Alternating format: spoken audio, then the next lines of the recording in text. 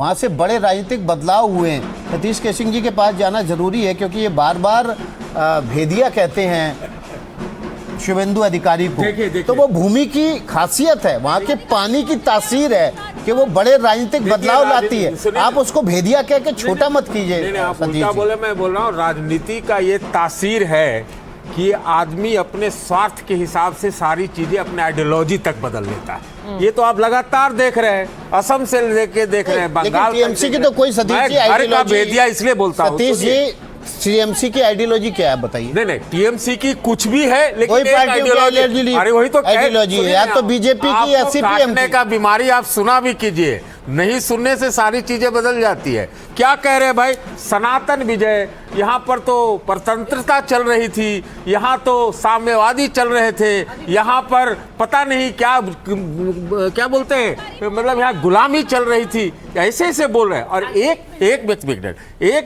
व्यक्ति ने कहा, चाहे विधायक थे या नेता थे, कि जो 21 में हुआ था वो अगर 26 में होगा तो फिर 31 में क्या होगा। बड़े अच्छा बयान उसने दिया। तो मेरा कहने का मतलब है कि जो स्वार्थवादी और मतलब क्या कहते हैं,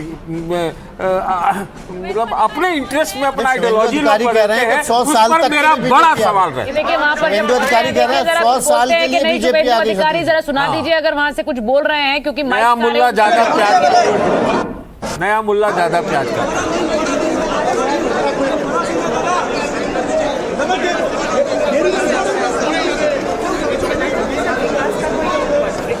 हम कहाँ कह रहे हैं, सनातन का विकास तो जरूर होगा, विकास होगा कि नहीं कह सकते।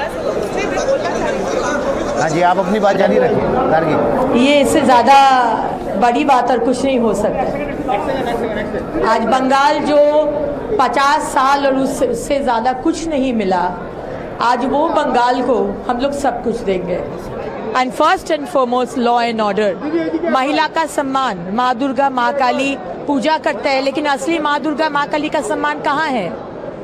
तो सबका सम्मान, सबका सुरक्षा वापस लाना, ये हम लोग का वादा है, मोदी जी का वादा है। और हम लोग मोदी जी के सैनिक है, भाजपा के सैनिक है, इसके ज़्यादा हम लोग का कोई एक्सपेक्टेशन नहीं है। सिर्फ डॉक्टर श्यामा प्रसाद मुखर्जी का सपना साकार हो गया।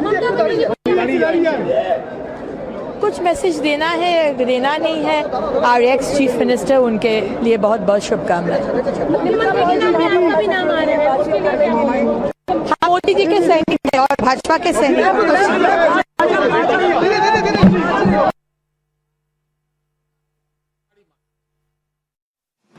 बोला था आपके टेलीविजन चैनल पे ही बोला था। तो जो बोल रही है वो अच्छा, बड़े ही सेंटिमेंट से बोल रही है, तो अच्छी बात है। भारतीय जनता पार्टी ज्वाइन किया था और कोई बात इतिहास पर जो सवाल पूछा गया, यार बताओगे तो यार सीधे प्ले कर देते। प्रेम मेरा प्रेम ऑन है।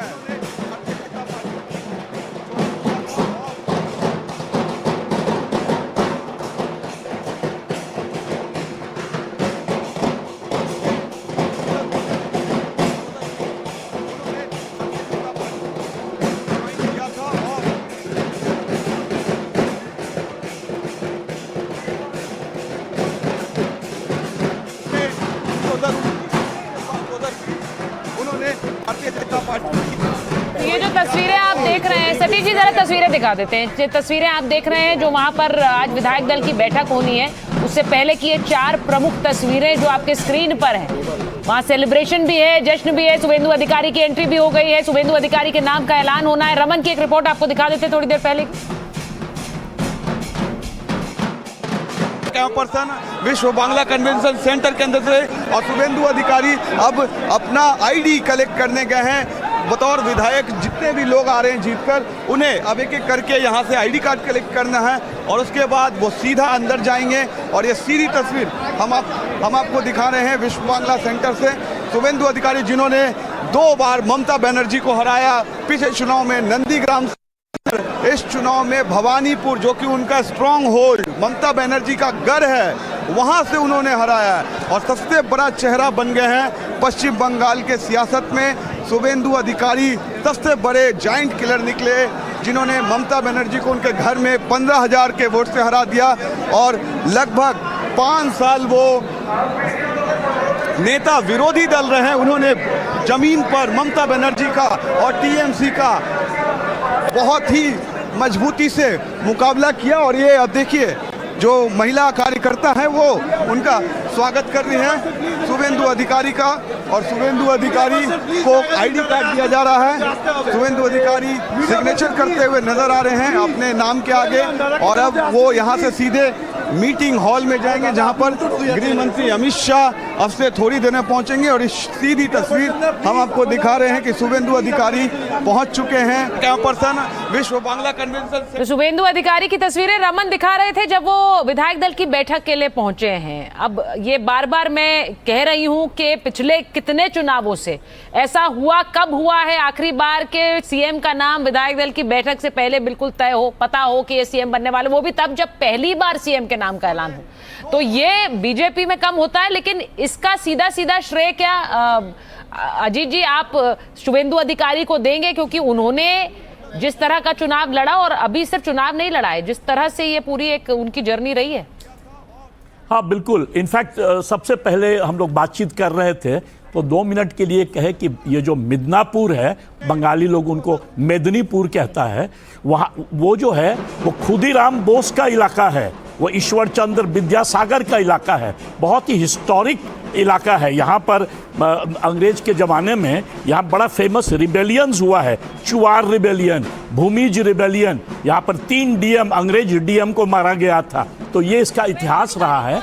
और शुभेंदु अधिकारी को इसलिए लाया गया कि तृणमूल से वो छोड़ के आए, उसका मेन कारण था जब अभिषेक बनर्जी को लीडरशिप दिया गया तो बहुत सारे सीनियर लीडर्स वहाँ से बाहर निकले। और भी कुछ कारण होंगे जो सतीश जी ने कहा, पर इसका ये बहुत बड़ा कारण था। और उसी लिए शुभेंदु अधिकारी अभिषेक बनर्जी के सबसे बड़े एनिमी माने जाते हैं। और दूसरा, ये तृणमूल को तोड़ सकते हैं, पहले भी तोड़े हैं, काफ़ी लोग इनके साथ तृणमूल से बीजेपी में आए, और फ्यूचर में भी ये तोड़ सकते हैं जरूरत पड़ा तो। और दूसरा, हम जानते हैं कि 2 बार ममता बनर्जी को हरा चुके हैं। इनके फादर थे बहुत नामी पॉलिटिशियन, इनके भाई हैं, छोटे भाई, ये खुद अपने, और ये महिषी कम्युनिटी से आते हैं। महिषी कम्युनिटी एक जमाने में भद्रो लोग नहीं माना जाता था, अग्निमित्रा पॉल या शंकर घोष ये लोग आते हैं काइस्ट कम्युनिटी से, वो जो है बड़ा माना जाता है।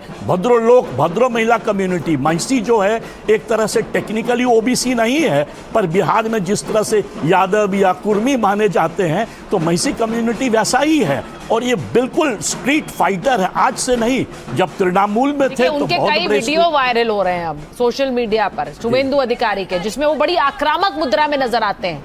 एक छोटे बच्चे को उठाकर उन्होंने जिस तरह से एक माँ को भरोसा दिया कि इसका बदला लिया जाएगा, वो वीडियो वायरल हो रहा है। एक वीडियो ऐसा वायरल हो रहा है जिसमें वो एक तरह से कीर्तन करते हुए अपना प्रचार कर रहे हैं। ये सारी एक उनका जो वीडियो है कि एक छोटे से लड़के को कह रहे हैं कि तुम्हारे लिए मैंने क्या क्या किया, और वो लड़का मुस्लिम निकला।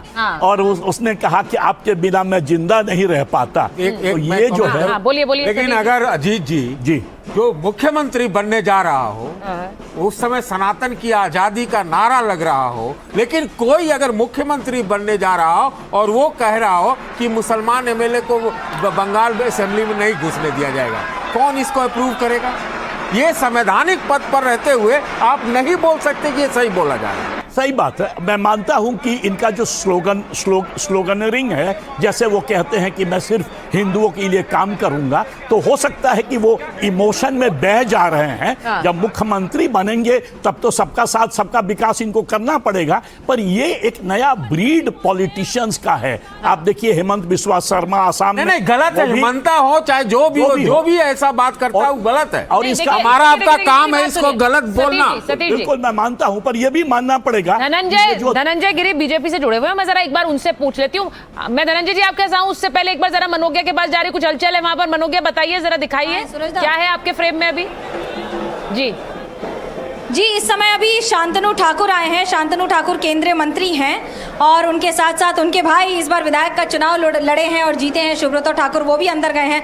मथुआ समुदाय से आते हैं। मथुआ समुदाय ने अपना वर्चस्व जो बना रखा है उत्तर 24 परगना, दक्षिण 24 परगना, नदिया और आसपास के इलाकों में, और यही वो समुदाय है जिसने सीएए की सबसे ज़्यादा लड़ाई लड़ी है, जो खासतौर से विस्थापित हिंदू बांग्लादेश से बंगाल आए हैं। पर इस समय अगर मैं आपको तस्वीर दिखा दूं तो यहाँ पर ज़रा ये दिखाना भी ज़रूरी होता है कि कमल के फूल की रंगोली बनी है। आमतौर पर ये बनना मुश्किल होता था बंगाल में, लेकिन 2019 के बाद से मुझे लगता है कि कमल की अगर रंगोली बनी भी है और वो टिकी भी है तो ये बहुत बड़ी बात है। ये सामान्य तौर पर आपको देश के बाकी हिस्सों में नहीं दिखेगी क्योंकि ये सामान्य है नहीं, पर पश्चिम बंगाल में यही राजनीति में सामान्य है। और अगर आप कल्पना कीजिए कितने चुनाव होते हैं देश में, कहीं पर इस तरह से खूनी रंजिश या इस तरह से विस्थापित या फिर लोगों को घर छोड़कर नहीं जाना पड़ता है। मैं बार बार इसलिए कह रही हूँ क्योंकि ये एक सच्चाई है और हमारे लिए, बंगाल के लोगों के लिए सबसे बड़ी बात यही है कि बिना हिंसा के, बिना बम फटे, बिना सर फूटे हमने भी चुनाव कवर कर लिया और इतनी शांतिपूर्ण ढंग से किया कि 92% मतदान हुआ। और आज इतिहास और यह ऐतिहासिक तस्वीर आपके सामने है। गृह मंत्री अमित शाह कुछ ही देर में यहाँ मन हो गया।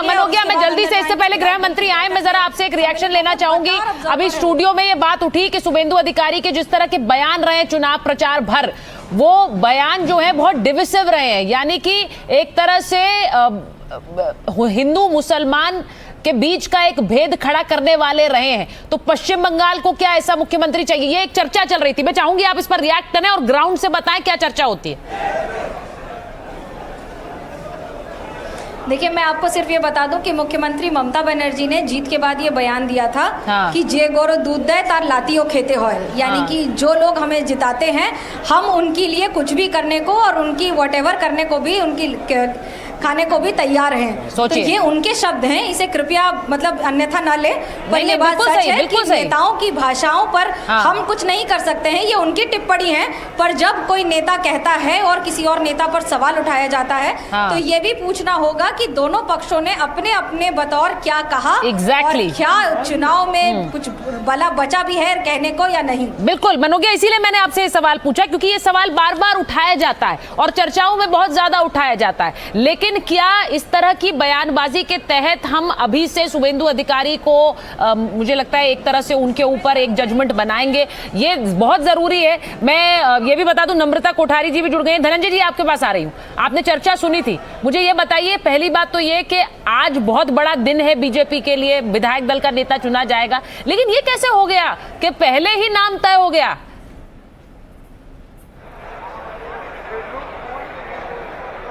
जितना मैं सुन पा रहा हूँ, थोड़ा सा सिग्नल की प्रॉब्लम है, जितना मैं सुन पा रहा हूँ उस हिसाब से ये बंगाल के लिए बहुत बड़ा दिन है जी। बंगाल में भाजपा की जीत हार को कोई रूप में नहीं देखिए, इसको वहां से देखिए कि मार्क्स और मार्क्स के आगे ममता और ममता के बाद मोदी, और मोदी से भी आगे देखिए कि हमारा जो लक्ष्य है बंगाल को उसके अपने विरासत के तरफ ले जाना, अस्मिता सियासत की धुरी है, भाषा, भोजन, भेष, साहित्य, संगीत, साहित्य को साथ कर यहाँ सियासत की जाती है। जिन कारणों से बंगाल शेष भारत से कदम ताल नहीं कर सका, परंपरा और पद्धति को साथ जोड़ने वाली पॉलिटिक्स का बंगाल को इंतजार था। अस्मिता के साथ नहीं बल्कि इंतजाम।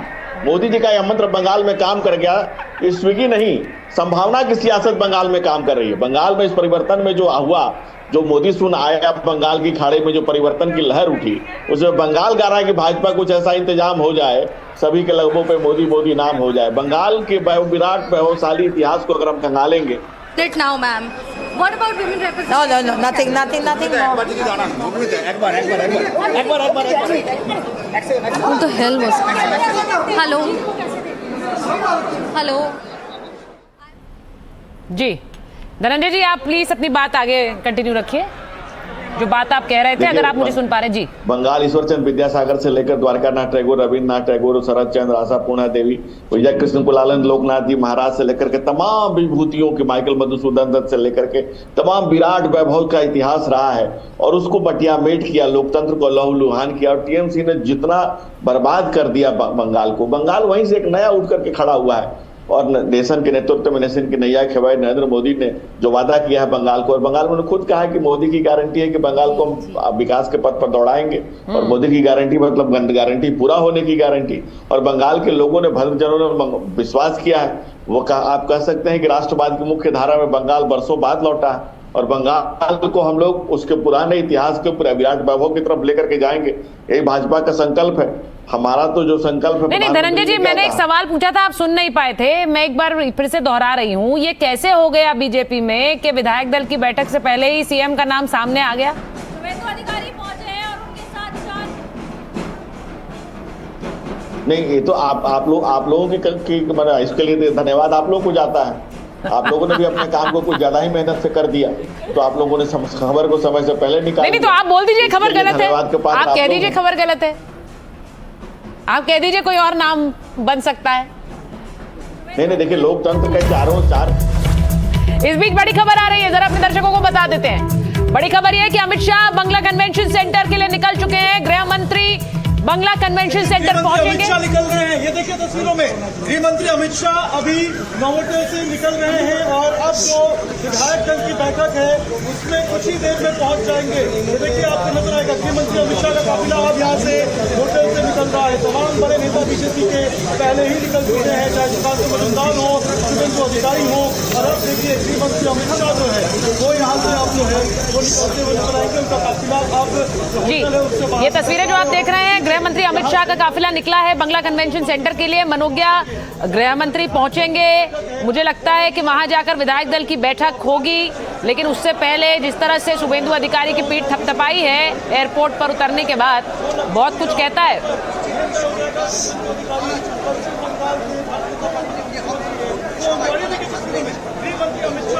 मनोज्ञा को आवाज आ रही है।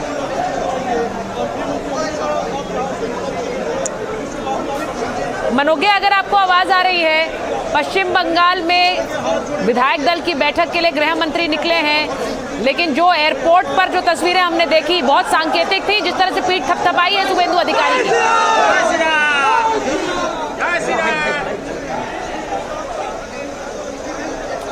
इतना शोर है, शायद मनोज्ञा तक आवाज नहीं पहुंच पा रही। देखिए मैं आपको बता दूं कि इस समय गृह मंत्री अमित शाह नोवोटेल से निकले हैं और उसके साथ साथ अभी यहां पर कुछ ही देर में विश्व बांग्ला कन्वेंशन सेंटर में पहुंचेंगे। ये वो जगह है जहां पर आज विधायक दल की बैठक में तय हो जाएगा कि क्या भारतीय जनता पार्टी एक मुख्यमंत्री के साथ 2 उप मुख्यमंत्री बनाएगी या नहीं। इस पर अभी तक असमंजस है, लेकिन ये बात तय है कि मुख्यमंत्री का चेहरा शुभेंदु अधिकारी होंगे। अगर इसके अलावा कोई हुआ तो शायद ये इससे बड़ी खबर बन जाती है, पर अभी तक के आंकड़े, अभी तक के हमारे जितने भी सूत्र हैं वो सब कह रहे हैं कि निर्विरोध चुना जा रहा है शुभेंदु अधिकारी को। शुभेंदु अधिकारी इस समय अंदर हैं और उनके साथ साथ बाकी सारे विधायक। देखिए 207 सीट पर बीजेपी जीती है, लेकिन विधायकों की संख्या 206 है, क्योंकि 2 सीट पर शुभेंदु अधिकारी जीते हैं। ऐसे में 206 विधायकों का दावा पेश करने के लिए शुभेंदु अधिकारी जाएंगे राज्यपाल के पास पश्चिम बंगाल के। पर उसके पहले यहाँ पर गृह मंत्री अमित शाह आएंगे, जो कि आधिकारिक तौर पर जिन्हें यहाँ पर ऑब्जर्वर चुना गया है और ऑब्जर्वर के तौर पर आए हैं, उनके साथ मोहन मांझी होंगे, मुख्यमंत्री उड़ीसा के। इन दोनों को यहाँ पर लाने के भी कई सारे संकेत हैं। एक ट्राइबल कम्युनिटी, दूसरा उड़ीसा और दक्षिण बंगाल में जिस तरह से बीजेपी ने बढ़त हासिल की, तीसरा उससे बड़ा कि जगन्नाथ जी का जो मंदिर बना है पुरी में, उसके तौर पर भी सांकेतिक देखा जाता है। पर मोहन मांझी का यहाँ पर आना और उनके साथ साथ गृह मंत्री अमित शाह का ऑब्जर्वर पर्यवेक्षक होकर आना, बहुत कम ऐसा होता है कि गृह मंत्री अमित शाह पर्यवेक्षक बन के जाते हैं किसी चुनाव में, और खास तौर से जहाँ पर उन्होंने इतनी प्रचंड बहुमत और जीत हासिल की हो। पर ये बंगाल के लोगों के लिए संदेश है। संदेश इसलिए है क्योंकि जब ज़मीन पर बात करते हैं तो अंतर्राष्ट्रीय सीमा की बात हर बार उठाई गई है। बंगाल सरकार ने हर बार केंद्र सरकार पर ठीकरा फोड़ा है कि हम आपको ज़मीन दे नहीं दे, आपके हाथ में अंतर्राष्ट्रीय सुरक्षा है, तो फिर घुसपैठ का मुद्दा बीजेपी कैसे उठा सकती है।